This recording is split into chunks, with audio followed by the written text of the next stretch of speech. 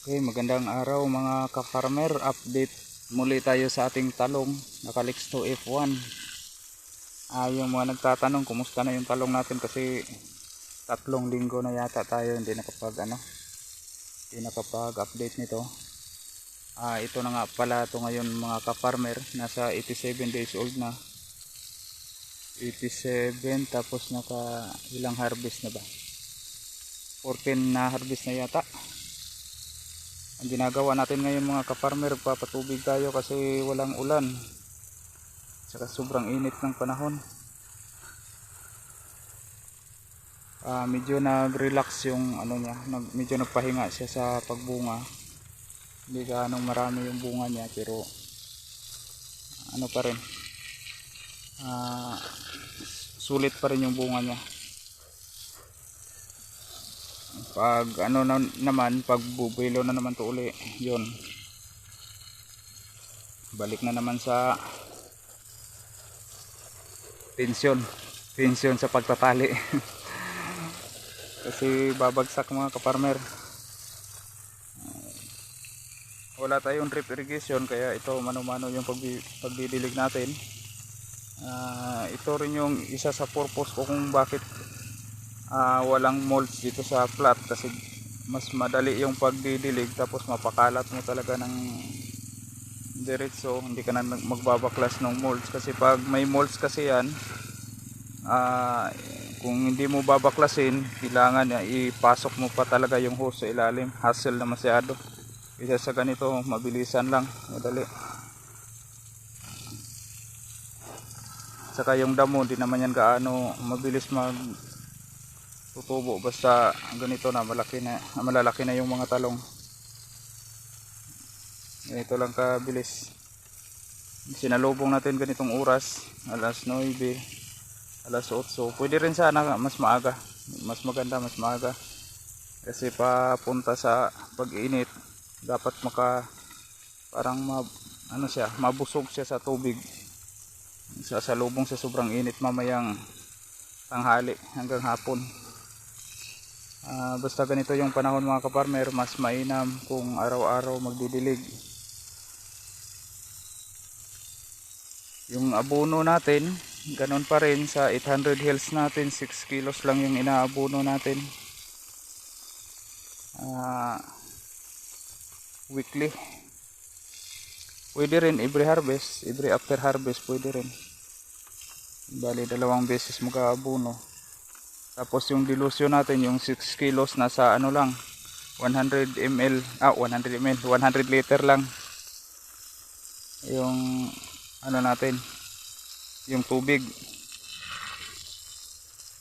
6 liters na abono, 6 kilos na abono, 100 liters na tubig. Bali 3 kilo na winner, 3 kilo din yung Nitrabor. Ganun lang. Yun, lagpas tao na yung height, 87 days, nasa 6 feet kadalasan. Yun, okay pa rin naman yung bunga niya, ganda pa rin naman.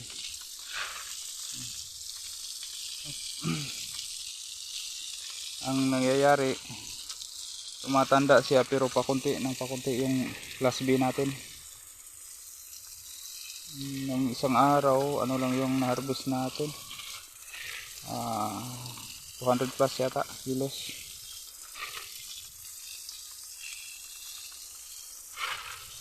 Ito lang yung problema pag tag-init, kasi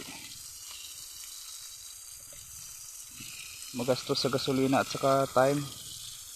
Wala tayo gaanong oras dito makapag-alaga sa gulay natin. Yung kasunod pa nito na itinanim, maraming nangungulot kasi hindi na alagaan, napabayaan, walang abono, may bulaklak na, hindi pa na nag-abono ako kahapon, yun pa lang first time, pero may bulaklak na, malapit na mag-1 buwan.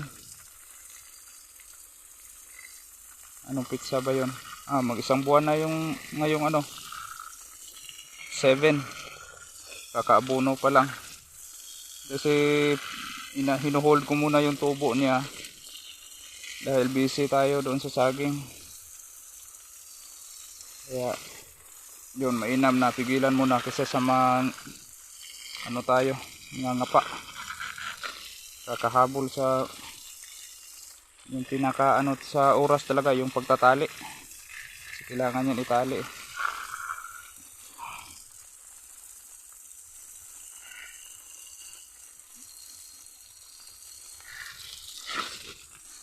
Yung foliar natin, yun pa rin yung kombinasyon ng insecticide natin is yung Formula 1 at saka extra tonic.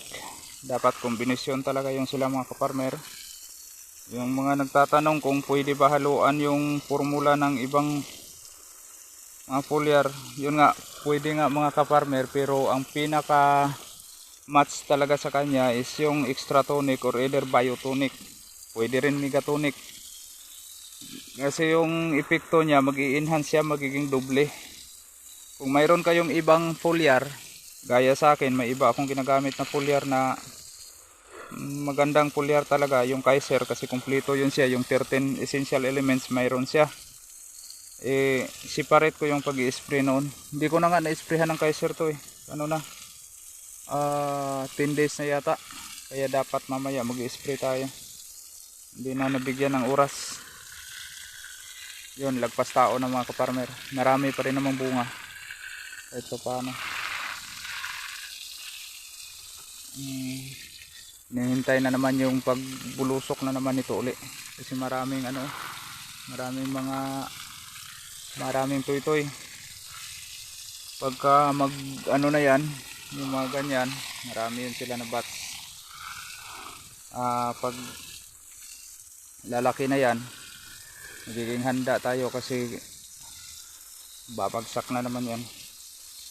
Pero naka-ready na yun, usually may tali na lahat yung mga sanga. So yung support na lang sa ibang sanga ang babantayan natin. Kasi pag walang tali, hindi talaga pwede. Yung iba, yung mga talungan iba, sa kanila wala nang tali. Yung puno, tinataklapan lang ng lupa. Usually yun sa totally open na mga area, yung pagsikat pa lang ng araw, tinatamaan na ng araw hanggang sa paglubog. Tapos yung lupa hindi gaano kataba.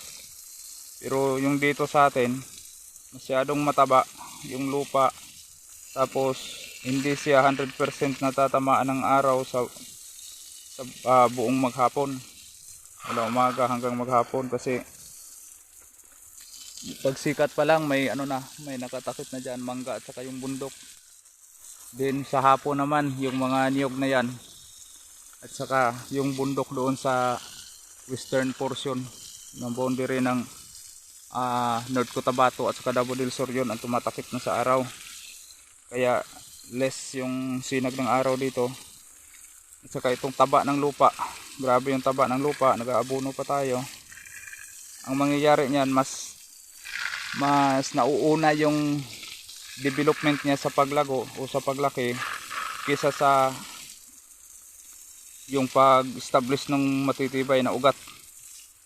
Kahit calcium ka ng calcium, kahit phosphorus ka ng phosphorus dyan, hindi pa rin, una pa rin yung paglago niya kaysa sa pagtibay ng ugat na magiging niya. Tapos itong mga sanga niya, batang bata, malalambot pa, magdadala na ng bunga agad-agad, so mahina. Wala pang sapat na tibay para i-hold niya na hindi siya babagsak. Yun ang nangyayari. Ito yung mga pinalit natin yung namatay, kaya medyo mababa pa siya ng konti yung dalawang puno nito. Pero yung iba natatayog na. Yun. Higit 6 feet na yung iba. May 7 feet na nga. Kaya tali tayo ng tali. Okay, yun lang muna ang update natin mga kaparmer sa ating talong.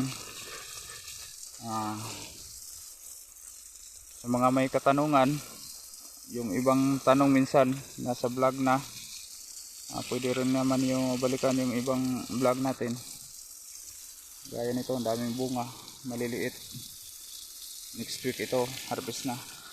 Dami niyan. Kung wala tong tali, babagsak to. Nasa mga higit 20 yata sa sa dalawang puno. Okay, yun lang muna update natin mga kaparmer. Guys, sa susunod, laging tatandaan, magsasakang may alam, maginhawa ang buhay. Ngunit huwag lang ipagmayabang sapagkat Diyos ang nagbigay. Maraming salamat. Bye bye.